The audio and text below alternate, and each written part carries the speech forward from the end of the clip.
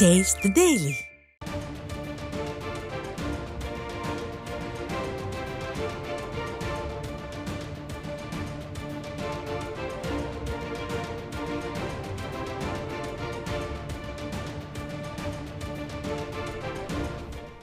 அண்மை செய்தி. கோவையில் அவசரகதியில் வெற்றி விளம்பரத்திற்காக செம்மொழி பூங்கா திறக்கப்பட்டதற்கு விடியா திமுகவின் பொம்மை முதலமைச்சர் ஸ்டாலினுக்கு அதிமுக பொதுச் செயலாளர் கண்டனம் தெரிவித்திருக்கிறார். இது பற்றிய விவரங்களை வழங்குவதற்காக நமது தலைமை செய்தியாளர் ஜெயக்குமார் இணைப்பில் இணைகிறார். அவரிடம் கேட்கலாம். ஜெயக்குமார் வணக்கம். இது பற்றிய கூடுதல் விவரங்கள். வணக்கம் செய்து. கோவையில் அவசரகதியில் வெற்றி விளம்பரத்திற்காக திறக்கப்பட்ட செம்மொழி பூங்கா விடியா திமுகவின் பொம்மை முதலமைச்சருக்கு கண்டனம் தெரிவித்து அனைத்து இந்திய அண்ணா திராவிட முன்னேற்ற கழகத்துடைய பொதுச் செயலாளரும் சட்டமன்ற எதிர்க்கட்சித் தலைவரும் முன்னாள் முதலமைச்சருமான புரட்சித் தமிழர் எடப்பாடி கே பழனிசாமி அவர்கள் கண்டன அறிக்கை வெளியிட்டிருக்கிறார். அவர் வெளியிட்டிருக்கூடிய கண்டன அறிக்கையில் கோவையில் அவசரகதியில் வெற்றி விளம்பரத்திற்காக திறக்கப்பட்ட செம்மொழி பூங்கா விடியா திமுகவின் பொம்மை முதலமைச்சர் ஸ்டாலினுக்கு கண்டனம் தெரிவிப்பதாக தெரிவித்திருக்கிறார். 25/11/2025 அன்று கோவை சுற்றுப்பயணம் மேற்கொண்ட திரு ஸ்டாலின் காந்திபுரம் சிறைச்சாலை மைதான வளாகத்தில் ரூபாய் 24 கோடி மதிப்பீட்டில் கட்டப்பட்டு வந்த செம்மொழி பூங்காவை பணிகள் முழுமையாக முடிவடையாமல் அவசர கதியில் விளம்பரத்திற்காக திறந்து வைத்திருக்கிறார் என்று குற்றம் சாட்டியிருக்கிறார். சுமார் 70% பணிகள் மட்டுமே முடிவடைந்துள்ளதாக கோவை மக்கள் புகார் தெரிவித்திருப்பதையும் அதிமுக பொதுச் செயலாளர் புரட்சித் தமிழர் எடப்பாடி கே பழனிசாமி அவர்கள் சுட்டிக்காட்டியிருக்கிறார்.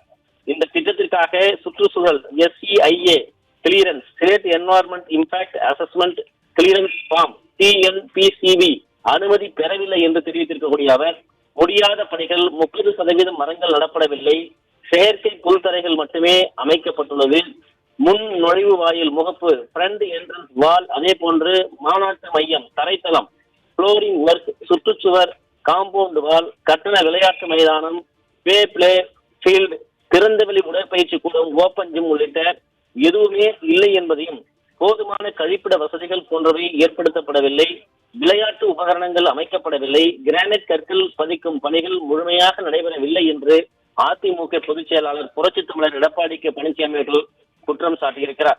கோவை மாநகராட்சியில் பல இடங்களில் தெரு விளக்குகள் எரிவதில்லை, ஏற்கனவே இருக்கும் பூங்காக்கள் சரிவர பராமரிக்கப்படுவதில்லை என்று மக்கள் அடுக்கடுக்காக புகார்கள் தெரிவித்தும் ஏற்கனவே அளித்த நிர்வாக அனுமதியை காட்டிலும் 40 கோடி கூடுதலாக செலவிட்டும் முழுமை பெறாத இந்த பூங்காவை அவசரமாக திறந்தது ஏன் என்று கேள்வி எழுப்பியிருக்கிறார். மேலும் பல பணிகள் ஒப்பந்த புள்ளி கோரப்படாமல் நாமினேஷன் முறையில் விடியா திமுக அரசுக்கு வேண்டிய ஒப்பந்ததாரர்களுக்கு வழங்கப்பட்டுள்ள என்று செய்திகள் தெரிய வருகிறது என்று அனைத்து இந்திய அண்ணா திராவிட முன்னேற்ற கழகத்துடைய பொதுச் செயலாளர் புரட்சித் தமிழர் எடப்பாடி கே பழனிசாமி அவர்கள் குற்றம் சாட்டியிருக்கிறார். எனது தலைமையிலான அம்மாவின் அரசு சீர்மிகு நகர திட்டங்களின் கீழ் ஸ்மார்ட் சிட்டி கோவை மாநகராட்சி பகுதியில் உலக தரத்தில் அமைக்கப்பட்ட கோவை மக்களுடைய பொழுதுபோக்கு இடங்களாக திகழ்ந்த பெரிதும் பயன்படுத்தப்பட்டு வந்த பூங்காக்களான உக்கடம் பெரியகுளம், குறிச்சிக்குளம், வாடாங்குளம், முத்தண்ணன் குளம், செல்வந்தி சிந்தாமணி குளம், குமாரசாமி குளம், கிருஷ்ணாம்பதி குளம் ஆகிய தற்போது ஆகாய தாமரைகள் படர்ந்து போதிய பராமரிப்பு இன்றி ஏற்பாடு இருப்பதையும் அதிமுக பொதுச் செயலாளர் புரட்சித் தமிழர் எடப்பாடி கே பழனிசாமி அவர்கள் சுட்டிக்காட்டியிருக்கிறார். அதிமுக ஆட்சியில் கட்டப்பட்ட பூங்காக்கள், குளங்கள் என்ற ஒரே காரணத்திற்காக இவைகளை மாநகராட்சி நிர்வாகம் பராமரிக்காமல் உள்ளது என்றும் குற்றம் சாட்டியிருக்கிறார்.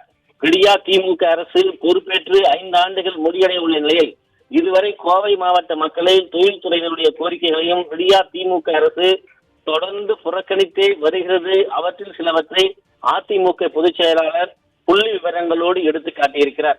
அத்திக்கடவு அவிநாசி திட்டம் ஒன்றில் விடுபட்ட பகுதிகளை இணைத்து அம்மாவின் அரசு அறிவித்த அத்திக்கடவு அவிநாசி திட்டம் 2 பொம்மை முதலமைச்சர் திரு ஸ்டாலின் விடியா திமுக அரசு கிடப்பிலே போட்டிருக்கிறது என்று குற்றம் சாட்டியுள்ளார். கோவை மாநகராட்சியில் வெள்ளலூரில் 61.62 ஏக்கர் நிலப்பரப்பில் ரூபாய் 168 கோடி மதிப்பீட்டில் ஒருங்கிணைந்த பேருந்து நிலையம் அம்மா ஆட்சியில் கொண்டு வரப்பட்டு 50% பணிகள் முடிவடைந்த நிலையில் அரசியல் காழ்ப்புணர்ச்சி காரணமாக விடியா திமுக அரசு இந்த பணியை கிடப்பிலே போட்டுள்ளது என்று அதிமுக பொதுச் செயலாளர் புரட்சித் தமிழர் எடப்பாடி கே பழனிசாமி அவர்கள் குற்றம் சாட்டியிருக்கிறார். அதே போன்று கோவை மாநகராட்சியில் சுமார் 200 உட்புற சாலைகள் உட்பட முக்கிய அடிப்படை கட்டமைப்புகளை சீரமைக்க ரூபாய் 150 கோடி மதிப்பீட்டில் ஒப்பந்த புள்ளி கோரப்பட்ட நிலையில் ஆட்சி மாற்றம் ஏற்பட்டு விடியா திமுக அரசு பொறுப்பேற்றவுடன் ஒப்பந்த புள்ளிகள் ரத்து செய்யப்பட்டது என்றும் கோவை மாவட்டத்தில் முக்கிய சாலைகள் மற்றும் இணைப்பு சாலைகள் குண்டும் குழியுமாக கிடக்கிறது. இதனால் பொதுமக்கள் பல்வேறு சிரமங்களை தினந்தோறும் அனுபவித்துக் கொண்டிருக்கிறார்கள், எதிர்கொண்டு வருகிறார்கள். இந்த சாலைகளை சீரமைக்க இந்த அரசு எந்தவித நடவடிக்கையும் மேற்கொள்ளவில்லை என்று அதிமுக பொதுச் செயலாளர் புரட்சித் தமிழர் எடப்பாடி கே பழனிசாமி அவர்கள் குற்றம் சாட்டியுள்ளார். கோவை மாவட்ட வளர்ச்சிக்கு நாங்கள் திட்டமிட்ட கோவை மெட்ரோ ரயில் நிலைய திட்டத்தை சரியான முறையில் முன்மொழிவு அனுப்பாத காரணத்தினால் இந்த திட்டம் மத்திய அரசால் திருப்பி அனுப்பப்பட்டதை சுட்டிக்காட்டியுள்ள அவர், அம்மாவின் அரசு கோவை விமான நிலையத்தை விரிவாக்கம் செய்வதற்காக தேவையான நிலம் கையகப்படுத்தப்பட்ட நிலையில் இந்த திட்டத்தை விடியா திமுக அரசு கிடப்பிலே போட்டுள்ளது என்றும் தெரிவித்திருக்கிறார். இப்படி விடியா திமுக அரசு அம்மாவினுடைய அரசு கொண்டு வந்த பல திட்டங்களை கைவிட்டு விட்டது. இந்த நிலையில் எடுத்தேன் கவிழ்த்தேன் என்று அரசு சக்கரத்தை சூற்றும் குணம் கொண்ட திரு மு.க. ஸ்டாலின் அரைகுறையாக இந்த பூங்காவை திறந்து வைத்து கோவை மக்களை ஏமாற்றி வாக்குகளை அறுவடை செய்து விடலாம் என்கிற பகல் கனவு கண்டு வருவதாக அதிமுக பொதுச் செயலாளர் புரட்சித் தமிழர் எடப்பாடி கே பழனிசாமி அவர்கள் குற்றம் சாட்டியிருக்கிறார். பொம்மை முதலமைச்சர் திரு ஸ்டாலினுடைய விடியா திமுக அரசிற்கு 2026 நடைபெற உள்ள சட்டமன்ற பொது தேர்தலில் கோவை மாவட்ட மக்கள் தகுந்த பாடம் புகட்டுவார்கள் என்பது உறுதி என்று அனைத்திந்திய அண்ணா திராவிட முன்னேற்ற கழகத்துடைய பொதுச் செயலாளரும் சட்டமன்ற எதிர்க்கட்சி தலைவரும் முன்னாள் முதலமைச்சருமான புரட்சித் தமிழர் எடப்பாடி கே பழனிசாமி விடுக்கக்கூடிய கண்டன அறிக்கையில் சுட்டிக்காட்டி இருப்பது குறிப்பிடத்தக்கது. இணைப்பில் வந்து விவரங்களை வழங்கியமைக்கு நன்றி ஜெயக்குமார்.